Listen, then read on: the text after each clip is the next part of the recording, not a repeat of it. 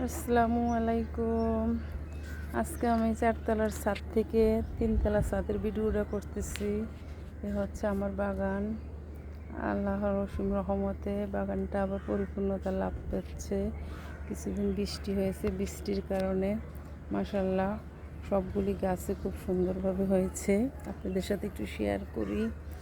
এই যে এদিকে দেখেন সবগুলি হচ্ছে ভেন্ডি গাছ, এদিকে ভেন্ডি গাছ, তারপর ড্রাগন তো এবার কেটে ফেলে দেওয়া হয়েছে, এখন আবার নতুন করে আসতেছে। এবার ড্রাগনের ফলন কীরকম হবে বুঝতেছি না, কারণ অনেকগুলি গাছে আমার হেঁটে ফেলে দেওয়া হয়েছে।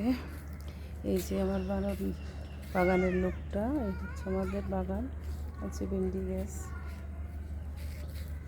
এই যে ভেন্ডি গাছ, পুঁই শাক, কচু, ড্রাগন সব ধরনের সব কিছুই আছে।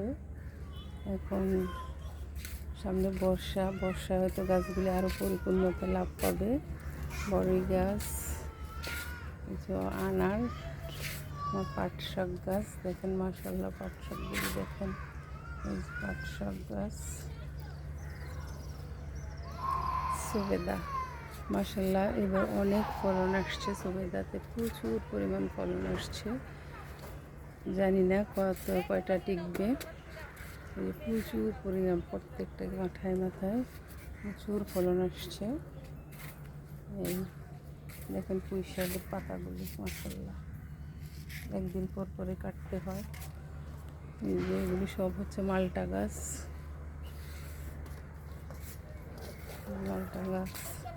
পেয়ারা গাছ, তারপর এই যে শসা, ডাঁটার শাক,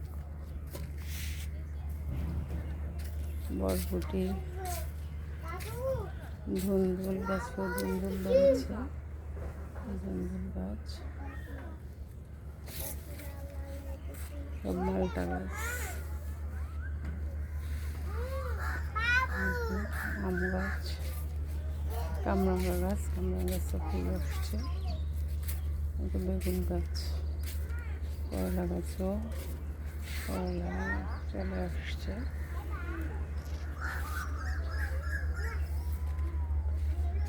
এই হচ্ছে বাগানের সম্পূর্ণ লোকটা। আসলে বাগানটা মাশাআল্লাহ অনেক বড়, তাই মোবাইলে সবটা ক্যাপচার করা যাচ্ছে না।